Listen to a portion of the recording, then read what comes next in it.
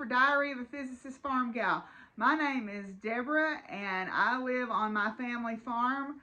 I can't remember what I say at the beginning, y'all. Hey everybody, it's that time again. It's time for Diary of a Physicist Farmgal. My name is Deborah, and I'm coming to you from here on my family farm in the foothills of the Arkansas Ozarks, where I like to do all the crafts. I knit, I crochet, I sew, I quilt, I make baskets, I make jewelry, I do needlework, I'm trying to learn to tat. I'll try any craft once and twice if I like it. I am also a university professor at a local university where I teach courses in physics and astronomy to general education, to people in sciences, and to physics majors, and I am a docent at our planetarium. And last but not least, I am a farmer. I am a third-generation farmer here on this land that my family's lived on for over a century, where I raise grass-fed beef cattle, I raise horses, I have a small flock of heritage poultry, I have show-quality rabbits, and I have a retirement herd of miniature horses, miniature donkeys, a miniature mule named Pumpkin who thinks she rules the roost, and Princess Penny, the potbelly pig, the protector of the poultry. And as you can tell from my finally appearing sweet little co-host Willie here, I am fur kid mom to several dogs and cats and an outside clouder of barn cats. So if any of all of that sounds interesting to you, I hope you'll come on along and join us on Diary of a Physicist Farmgal.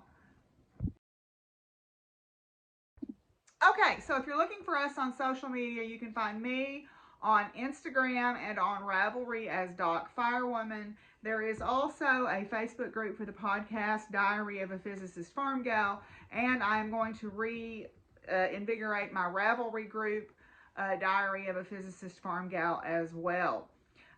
We do have a Zoom meetup where you can join in, and we do those. I'm going to try to do those more frequently this year because people seem to like having a place to go and visit.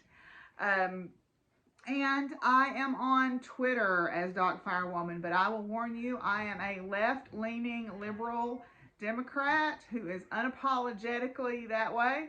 And, you know, might not want to follow me on Twitter, although I'm not particularly active on Twitter. I'm just staying on there because I follow some dogs and cats that I wonder how they're doing. Anyway, the mayhem of this world sometimes is more mayhemish than the house that I live in with all these animals.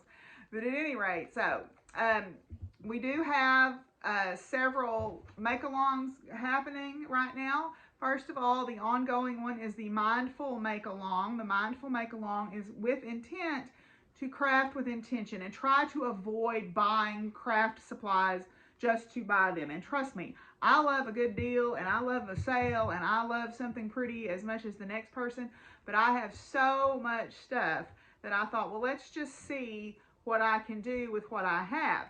Now, I'm not going to lie, that stash has been significantly enhanced in the last 6 or 8 months by both Shirley and Jessica. Shirley gifted me a huge quantity of yarn, and I won a generous prize from Jessica from her Color Your Stash giveaway, which I'm very grateful for both of those stash enhancements. And in fact, I'm going to do a video about those. I also got a beautiful Christmas gift from Mary that was full of needles and hooks and yarn and all kinds of good stuff. So I definitely have some stash enhancement, but I was trying to avoid purchasing things willy-nilly just for the sake of buying them, because buying craft supplies and using craft supplies are two separate hobbies.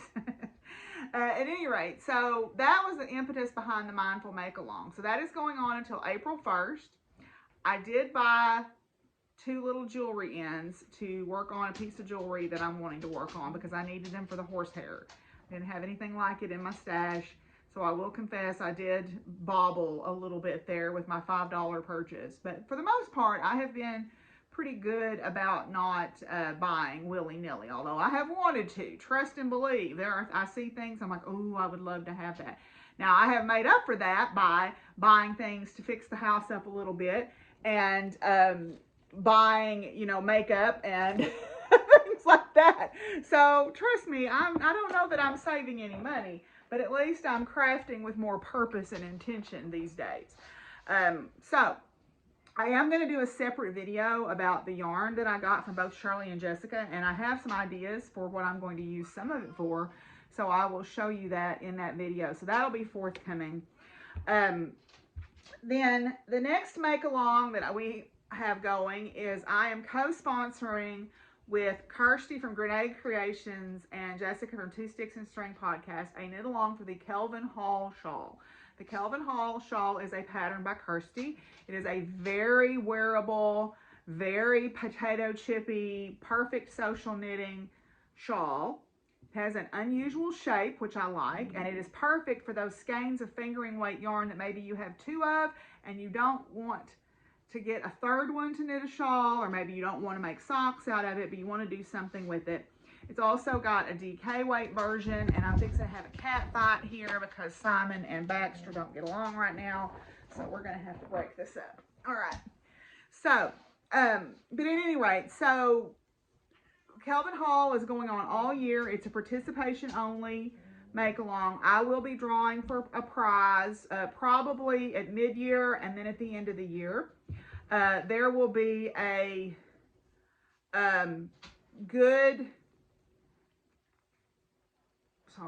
there will be a folder put on my Facebook group and a thread on Ravelry opened up for Kelvin Hall participation. So you can go there and post your pictures, things like that. So, all right. Next, we have the year of the BAP, the year of the big A project, okay? The year of the BAP, because both Jessica and Tyra and I and some other people from the Facebook group are going to try to knit, or at least start, The Adventurous by Joji Locatelli, and several of us are also cross-stitching Pandemic by Long Dog Samplers. Those definitely qualify as BAPs. There are lots of other things that would qualify as BAPs as well. Blankets. I mean, you define it yourself. Big is relative, right? Size is relative. So you decide what is a big project to you. It may be something that you have put off working on for years. It may be something that is so intimidating to you, like it's a beaded project or something. So you decide that, but please explain why you think it qualifies when you post it. Again, I will have a thread on Ravelry. I will have a picture, a folder in the Facebook group, or a photo album in the Facebook group.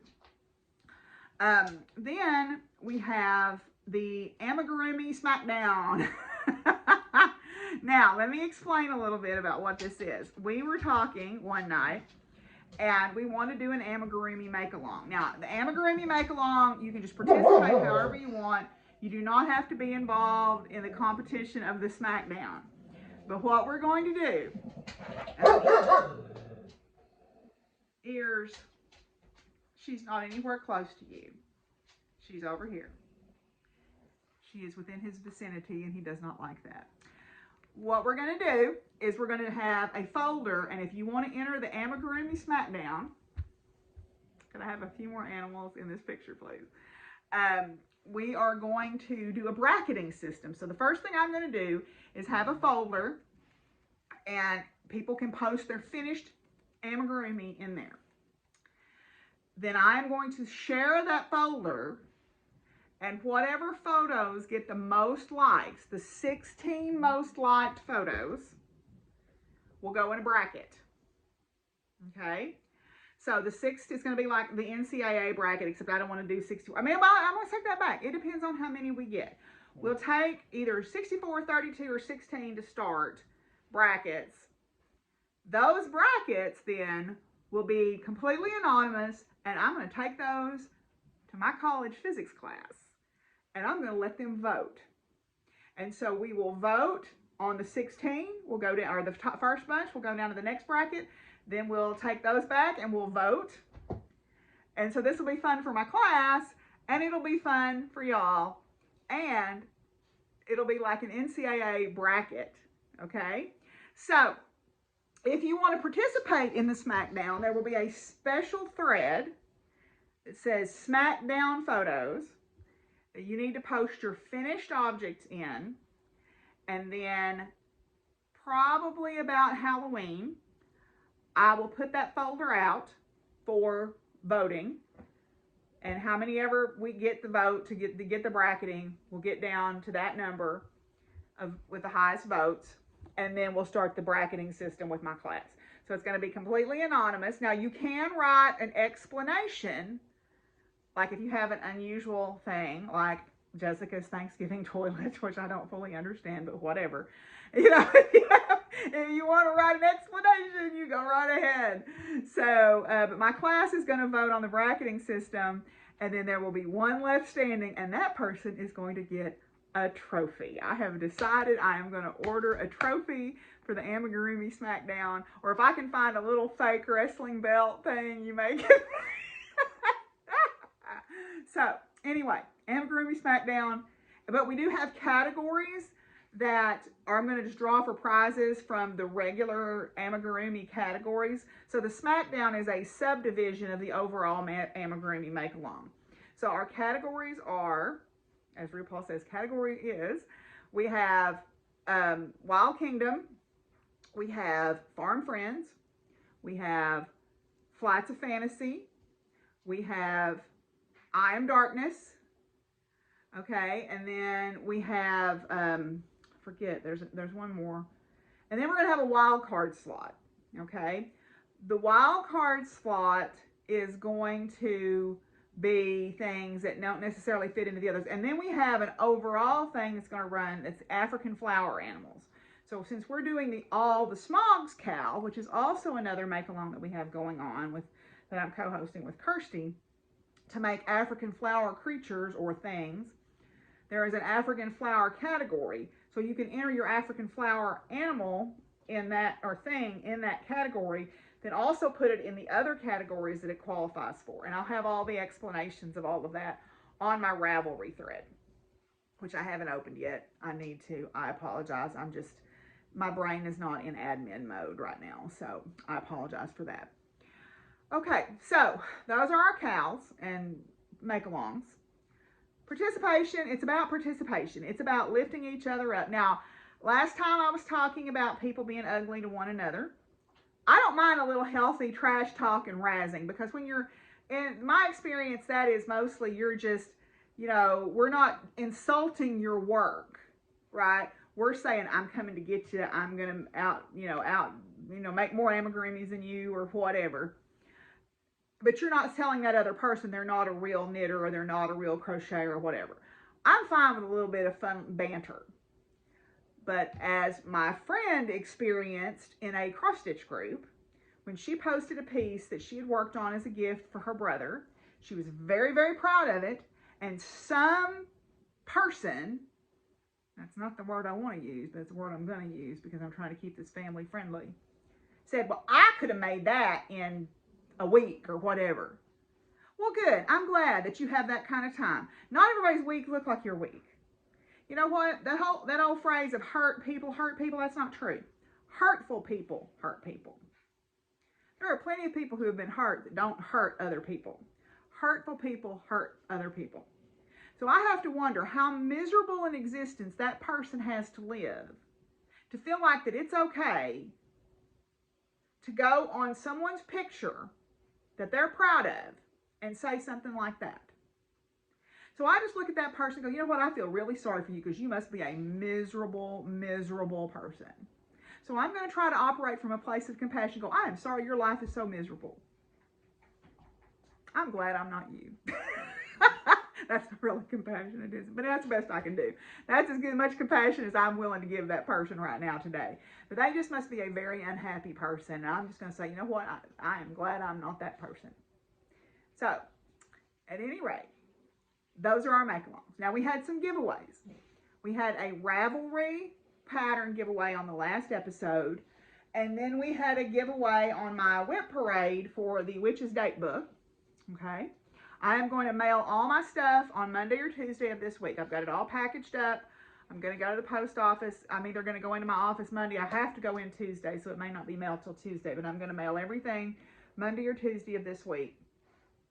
So the Ravelry pattern goes to the random number generator picked out Meditative Crafter. So Meditative Crafter, I know you are a loyal watcher of this podcast, and I am very grateful for you. So I'm glad that you enjoy that. And so I will look on your Ravelry wish list and I will get you a pattern. Now, the Witch's Date Book, I asked you to tell me about a whip that you wanted to finish this next year. And the random number generator picked out Michelle G from the Vindy Stitchy podcast. So I'll be sending you the Witch's Date Book. Yay! So, yay. I hope that I appreciate y'all participating in that. And I hope that you will continue to do that. I'm going to try to give away a prize each time I record an episode. Probably just a regular episode, because I'm going to start adding some ancillary content to my channel, as we talked about with Crafting with a capital C. I'm going to do I think the first thing I'm going to do is do a flip through of my Guardians of the Night tarot deck, because several people have expressed interest in that deck. So I probably won't do a giveaway on those type of things, but they will be on a regular episode. So this time's giveaway is a fat quarter bundle. It's fall themed. So you see there all the fall themed. There's some beautiful trees and some leaves and some acorns and good fall yumminess here. This is VIP by Cranston, and it's 8 fat quarters. Okay, so I think what I would like for you to do, tell me your favorite season and why. What is your favorite season and why? And you can say all seasons, that's okay. And I'm not talking about seasoning, Shirley, so don't be talking about Mrs. Dash or, Old Bay or the Cavender's Greek seasoning. Don't be talking about that. I'm talking about season. So this is what I will give away for that. It is a fat quarter bundle, vintage fabric. So anyway. So if you would like that, tell me about your favorite season in the comments. Okay, we're going to move on. I am not going to do whips this time, because I did a whip, well, I am, but only ones that I have worked on since the whip parade. But we're going to start with some finished objects, which I have a few. I totally forgot something on finished objects, so I'm going to pop that in. I made some jewelry. So I had not made jewelry in quite a while, but I got motivated. Ooh. Well, that come apart. I'm going to have to fix that right quick. Okay. That come apart. Well, shoot. Okay. Well, I'll just hook that back over there and then fix it in a little bit. So I have these beautiful pendants from Gina, Mama Gina Music. And I had not strung them yet, so I couldn't decide what to string them with. And the other day, I just pulled out all of my jewelry, and I found these beautiful beads that worked perfectly with them. So those are clay pendants that Gina made, and then I strung them with these beads. Except the wire on this one broke, so I used regular wire instead of tiger tail. Fizzy, don't do that. Fizzy, seriously. It's all happening here. It's all chaos and mayhem. Okay. Well. Okay. So, I don't like the regular wire. I like the tiger tail. So, I'm going to, I may have to restring that on tiger tail, because that wire may keep breaking. But at any rate, so I got those done. Then the other thing that I did, I had bought some raven or crow skull beads, and because I was studying the goddess Dahumavate, and one of her symbols is the crow. So I had bought these crow skull beads, so I finally strung them, or charms. I finally strung them, and then I also had bought 2 raven or crow skulls to make myself a pair of earrings. So I got those made as well. And I ordered a bunch of earring bags, so we don't have any more lost earrings. So, anyway, all right. I'll put those in with my finished objects. Okay, so I have a few finished objects. I've given some of them away, so I will just reference them. I made a set of ornaments, crocheted ornaments, that I gave away at the Winter Feast, which I was not able to attend because of jury duty. But I hope whoever won those likes them. I don't know who won them, but hopefully whoever got them likes them. And I made a gift set of a very squishy, thick cowl and hat to do for my gift trade over at Marianne's birthday Christmas extravaganza that we had. So Those I don't have anymore because they have gone on to their appropriate places. But I will show you what I do have. The first thing I have is Gunther the Nordic Gnome with the nose piercing. I decided he needed a nose ring. So this is a variation on a pattern called Gnome de Plume, okay? And that pattern is by Sarah Shira, and she has done several knitted gnome patterns. Now, he was supposed to be done in fingering weight, but I chose to do him in good old wet red heart crunchy thing. And yeah, so here he is. Isn't he cute? I really like him. I like how big he is, and I think he's super cute, and I'm going to get the dog and cat hair off of him and put him in a bag, and he is going to go to the fair because I'm going to the fair this year, I've decided. So this is Gunther the Nordic Gnome. Pattern is Gnome de Plume by Sarah Shira. Okay, then my next project that I completed is the Little Creek Buff. The Little Creek Buff is a free pattern by Jackie Verbeek on Ravelry. Now, a buff and a cowl, I guess, are the same thing. Buffs, I guess, are a little bit more snug. But this is a Little Creek Buff, and it was a very quick, enjoyable knit. I did make a couple of mistakes on it, but nobody can tell. So this is meant to be like a snug, almost like a neck gaiter situation here that you wear, okay? And this is knit in Chicken Coop Dye Works. This is their DK base, their hen DK base. And this colorway is called Wakanda. And it is, I have yet to see a video or a photograph do justice to this color, because there is so much different colors in this thing. You can kind of tell it there, but there is a lavender color, there's a pinkish color, there's different shades of green and gray and blue and black. So it is definitely a rich, rich yarn, and her yarn just feels so good. Oh my God, it feels so good. But anyway, so this took a little, right at a little over half a skein of her DK yarn. So you can get a hat out of the other half of your skein. Okay. The next thing that I finished is the Mandala Doily. The Mandala Doily is a free pattern on redheart.com. It's written by Aunt Lydia. It's for thread crochet. And I haven't blocked this or anything yet, so it's kind of floppy. But I decided to crochet this in a double rainbow effect. So I started with purple, worked my way out to red, then switched back down to purple. So there is my pride Mandala Doily, okay? And I will block that at some point. I think what I would like to do is get a macrame hoop and stretch it on that and just hang it on the wall as like a decoration. So anyway, so I did finish that. That was an enjoyable crochet, and I like it because now there's a billion ends to weave in. You could do it all in one color and you wouldn't have all of that. But because I decided to change color pretty well every round, there were a couple of things that I did 2 rounds of the same color to get it to work out right for my numbers. But yeah, so there's that. Then last but not least, this is the Twist and Vote hat by Rosemary Hill, or Romy, Designs by Romy. Or Romy, I think it's Designs by Romy. So this is the Twist and Vote hat. This was, I believe this was a free hat pattern at one point for the Warm the Line. Yes, it's still free. For the Warm the Line project, to knit hats for people who were standing in line to vote during the midterm elections. So, yeah, so she gave it to us for free. I knit this in cesium yarns, established 1973, which was left over from knitting my autonomy cowl. I think this is a beautiful pattern. It knit very quickly, okay? It has this cool spiral of yarn over lace going up it, and then the top spirals in, which I really like. I think it's a really beautiful pattern.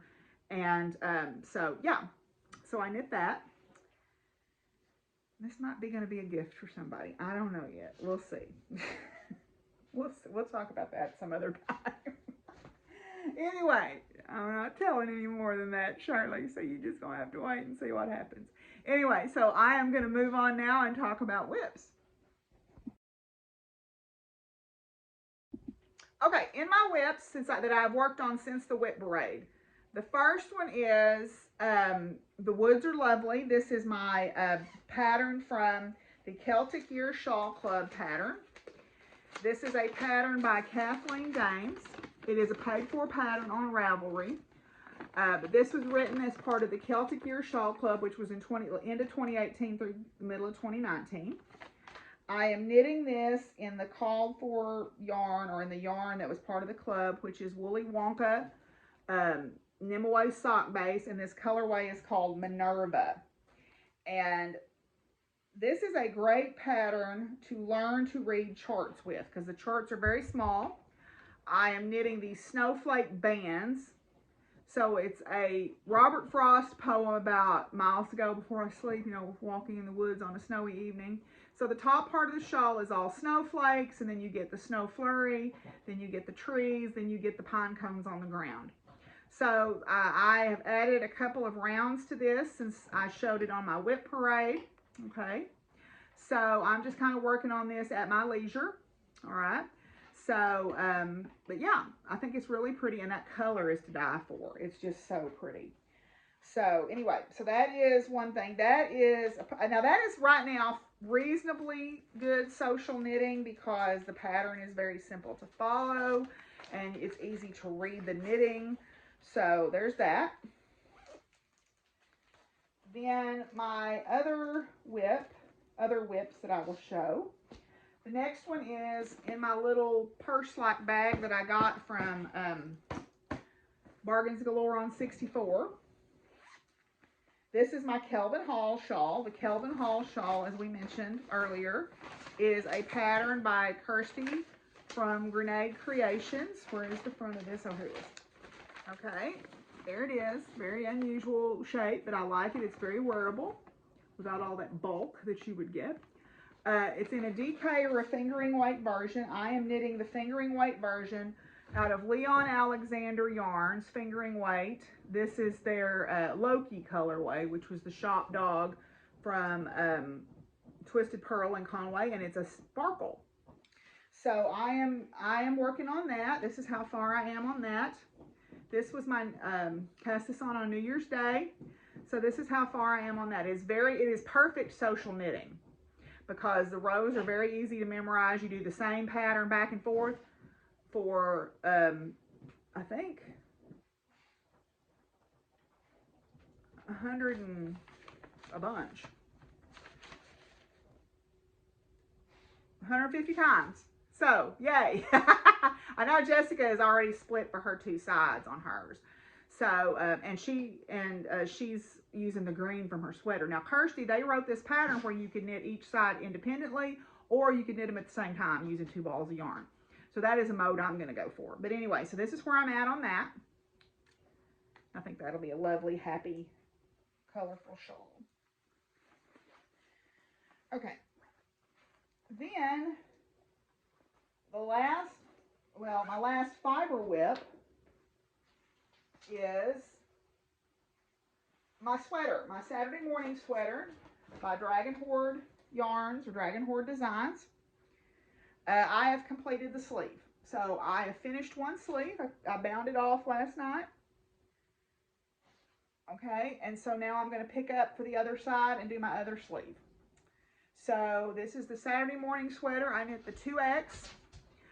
This is in Red Heart with Love yarn, so it can be thrown in the washing machine. And this is just a big old floppy, comfy, wear around the house on cold days sweater. And we're not done with the cold days. I mean, we've had some unseasonably warm weather here, but I don't believe for a second that we're done with winter yet. So anyway, so that is all my fiber whips. I did work a little bit on a cross stitch project. The cross stitch project that I have spent the time working on was Black Phillip. So Black Phillip is a pattern by the Witchy Stitcher. Okay, there it is. Okay, and I am working on the lettering. So I have gotten this far on it. So the last time you guys saw it, I think I just started on the lettering. So I have finished the lettering now, or I'm not finished the lettering. I finished the first line of the lettering. So what I'm going to try, my goal is each time I pick it up, is I would like to complete at least a word. So that's going to be easy for that middle line. So maybe I'll try to complete 2 words on that. And then deliciously, I might have to split in half. But I want to try to get that done because that is meant to be a gift for my tattoo artist. And I have a tattoo appointment in March. So I would like to try to get it done. I have one in April also, but I'd like to try to get it done in time to give to her at my appointment. Okay, so now we're going to move on and talk just a little bit about future crafting. Okay, so for future crafting, I have a couple of different things here. The first thing is a cross stitch project. This is also by the Witchy Stitcher. I'm going to start trying to stitch the sabbats. Embalk is coming up in February, beginning of February. So I want to try to start with this. Now, what I think I want to do is I'm going to try to do the opposing sabbats. So for Embalk, that would be Lunisad or Llamas, 1st of August, in the same color. So this is the color I'm going to stitch this and Llamas on. All right.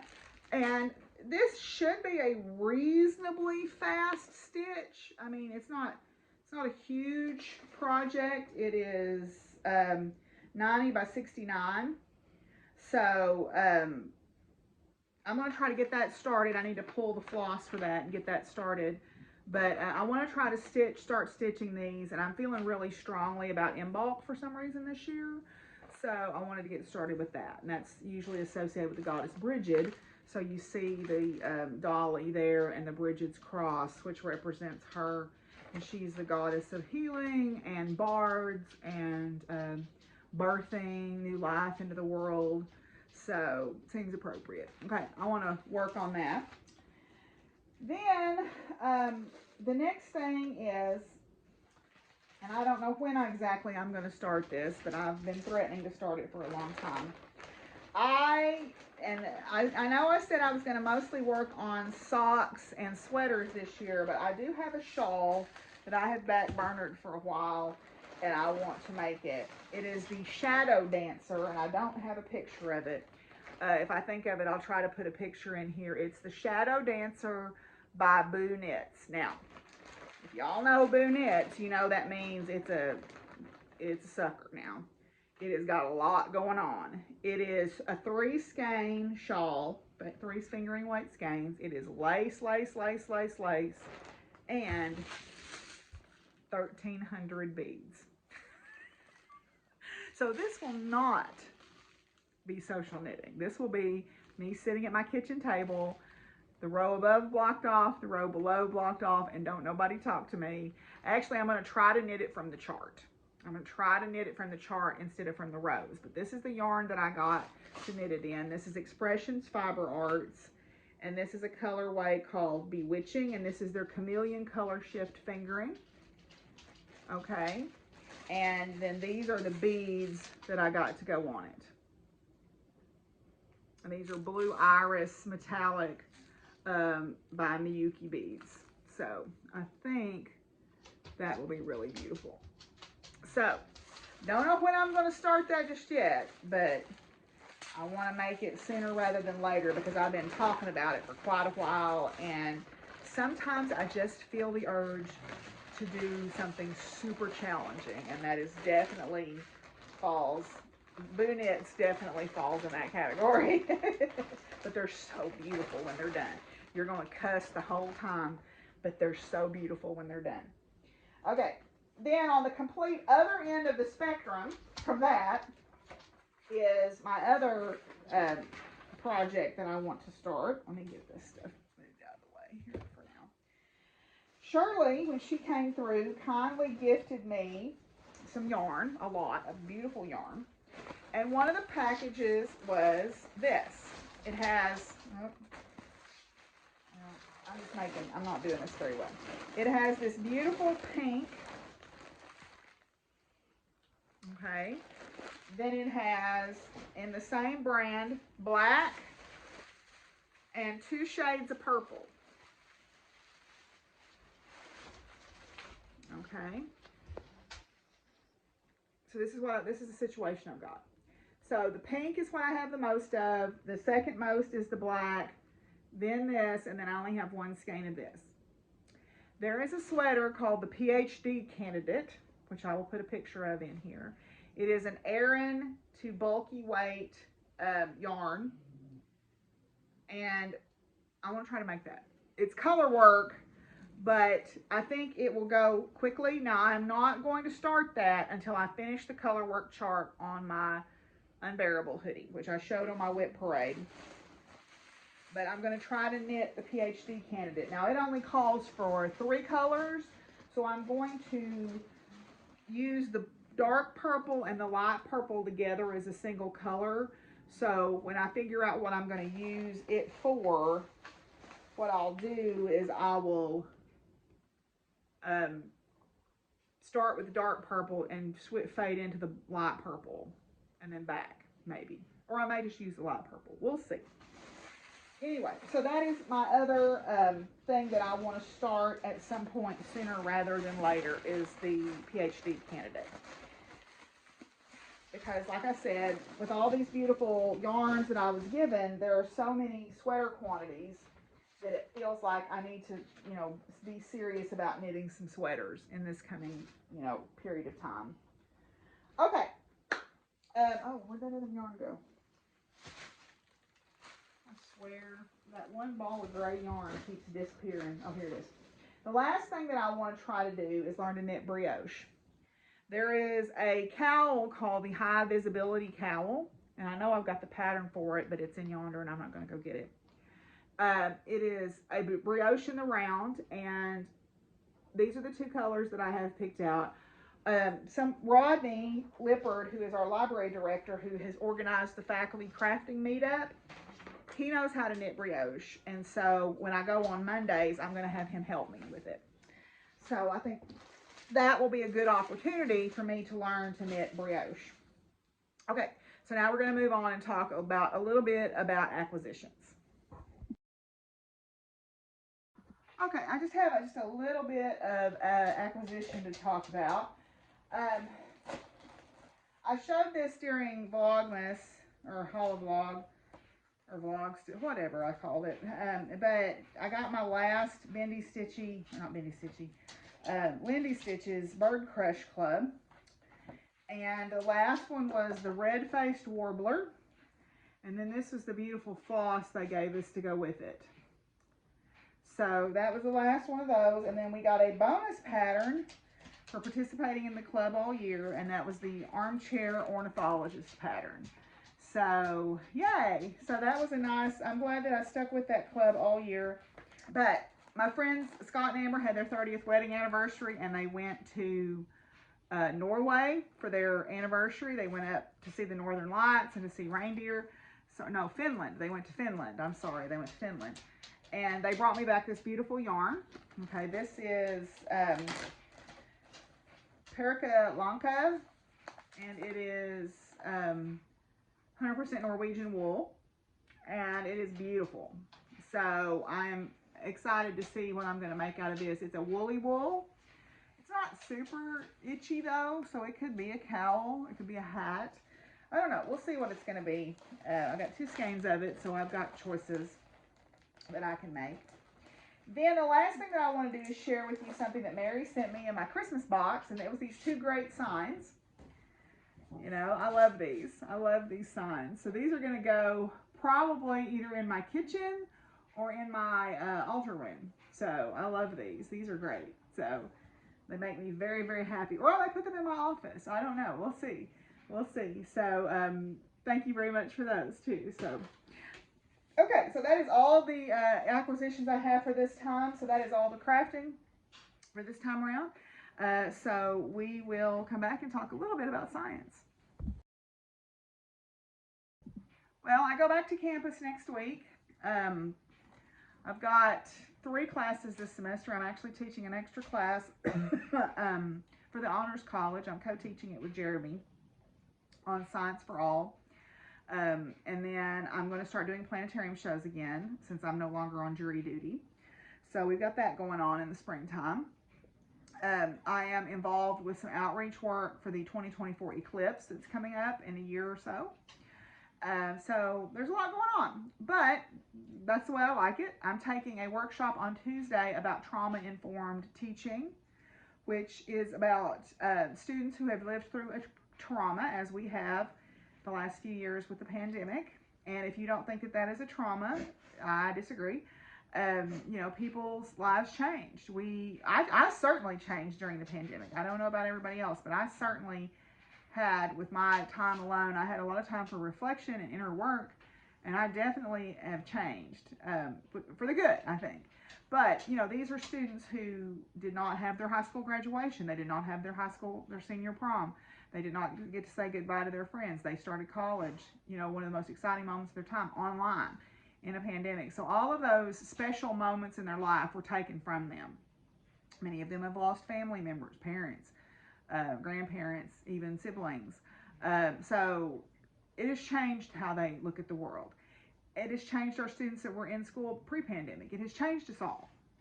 And so we cannot continue to be, in my opinion, the sage on the stage, very rigorous, cold, and aloof. We have to treat our students as human beings first. And yeah, I get some pushback about that, but that's okay. I'm doing what I do because I've seen results. So I'm doing that on Tuesday, and then we start classes on Thursday. My first class will be on Friday. I have been nominated for the Teaching Excellence Award, so I have to put my portfolio together for that. It is due in February. I need to see what day, but it's due in February. I am still working on my book draft. So, in fact, I need to work on it this afternoon. I wanted to record this first and get it off my plate so it could be uploading while I'm working on my draft. Yeah, but one thing that I wanted to share with you is there is a comet that's going to be visible at the end of January, beginning of February. There is a long period comet. Now, it doesn't have a very great name because it was found by a survey telescope. It's C2022E3 ZTF, and ZTF is the survey telescope that found it. So it is not a terribly exciting name, but it is a long period comet that was last seen in this part of our solar system about 50,000 years ago. It is going to be making its closest approach to the sun on January 12th, which is called perihelion. Now, the reason that's important is the sun is what makes the comet bright, because a comet is essentially a dirty snowball. When they're out in deep space, they look like just nothing special. They don't have a tail, they don't have any of that stuff. But as they approach the sun, the energy from the sun causes the ice to vaporize on the surface of the comet and create two tails. It creates an ion tail, which is the ionized gases, and then a dust tail. The ion tail is what we think of when we think of a comet's tail, and that always points away from the sun because it's an effect of the solar wind. So it's blowing it back away from the sun like a dog with long floppy ears hanging its head out the car window, okay? And then the dust tail lags behind that a little bit. This comet is going to be making its closest approach to Earth on February 2nd at about 26 million miles away. It is hopeful that we will be able to see it naked eye. All right. The last time this happened was during the Upper Paleolithic, which was around the time that Homo sapiens were believed to have started moving into Asia and Europe from Africa. So, so Neanderthal was walking the earth the last time this comet passed through. So it should be visible with the naked eye, and it should appear green because of its chemical makeup. It should be visible in the northern hemisphere up through the beginning of February in the mornings toward the northwest. It's going to be close to the Big Dipper, so that'll make it easy to find, because if you can find the Big Dipper, you can find the comet. Okay, thank you, Fizzy, for doing that. Thank you very much for stepping on my screen and messing it up. Okay, so anyway, so this comet will be close to the Big Dipper. It should be brightening up, like I said, by the end of January, beginning of February. The best times for viewing will be, you know, January 30th, 31st, February 1st and 2nd for the northern hemisphere, and then it will move below the horizon and be visible in the southern hemisphere. So, should be visible naked eye. You will need to be in a dark sky location, but it couldn't hurt to have a pair of binoculars to really get a good look at it. So I wanted to make you aware of that. So that is something you can keep your eyes to the sky on. I'll try to put some links to observing information for that in the description box below. So that is all the campus news that I want to talk about. We're going to move on and talk just quickly about farm life. So you guys had a pretty good update of farm life while I was doing haul vlog. And so there's not a lot to update you on, except I had a new baby calf born yesterday, so that was very exciting. Unfortunately, Feathers passed away, my little old doggie. She passed away on January 1st. She was with Kathy, and I was very grateful that Kathy was able to care for her in her last few months because my big dogs were just getting to where they overwhelmed her. So I'm very grateful to Kathy for doing that. But we do have a new baby calf out on the farm, which is very exciting. Always good to see those babies popping up. Right now we're doing okay on hay. We've had some warm days, and I had noticed the cows were kind of going off and leaving their piles of hay around, and I'm like, no, you have to eat your vegetables. So I made them eat their hay. I didn't put a bale of hay out the next day, so they had to go eat their hay. But everything is kind of clicking along. I need to start thinking about my garden situation for the spring. I'm talking to a friend of mine who has a high tunnel, and I'm going to maybe do some seed swapping with her to see if she will start some seedlings for me. Maybe my friends at work will be gracious again this year like they were last year. But yeah, that's pretty much all that's going on right now on the farm. We're just kind of keeping on here on the farm.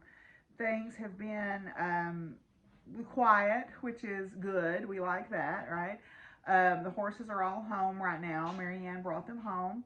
So the horses are all home. Probably take them back in March. I do want to get back into riding, and that's part of the reason why I have been doing yoga and belly dance and hula hooping and all that to try to get my flexibility and my strength built back up for that. Went hiking with my friend the other day. I'm not going to talk about him yet, Shirley. We'll see. But we went up to the Falling Water area, which is a wilderness area, and there are a lot of waterfalls up in that part of the world. So we hiked up to a fall called Horsetail Falls, and it was perfect weather. It was nearly 70. It was, the end of December. It was gorgeous, and the falls were running well, which was nice. And there was a really big ice heart shape there, which was kind of sweet. And then this past Tuesday, he took me for a motorcycle ride, my first ever motorcycle ride, which was fun. Yes, I wore a helmet, and he's a very safe driver. But we went up to Cedar Falls, which is in our state park, one of our first state park. Well, it's our first state park, which is Petty Jean State Park. Cedar Falls is sort of the iconic thing that people think of when they think of Arkansas state parks. So we went up there, and it was really running because we'd had a lot of rain the few days before that. So that's been nice, getting out and hiking. Our state parks has a passport program. I went out and did the first day hike with my friend Sasha at Lake Dardanelle State Park, and learned a lot about the trees and the plants and stuff out there, as always, from her. And she gave out the new passports. They're doing a Club 52, because we have 52 state parks in Arkansas. And they have a passport program where if you visit the state park, you get a stamp in your passport. When you get 5 stamps, you get a sticker. When you get 25, I think it is, or 20, you get a deck of cards, like trading cards. And then when you get all 52, you get a t-shirt, and there's no time limit on it. So I'm very excited to get to do that, because some of the parks are kind of hard. You got to kind of want to be going to them. But my friend Krista has her 2 grandchildren, and we talked about maybe going together with them, because I would like to be more involved in their life, and she would like for them to. She says, she puts it, the more cool, good human beings they can be exposed to, the better. And I agree with that, because that whole, you're going to build your village, right? We're going to have that village to raise those kids. But at any rate, so that is kind of what's going on here, and that's pretty well it. So I am going to finish this with a few final thoughts.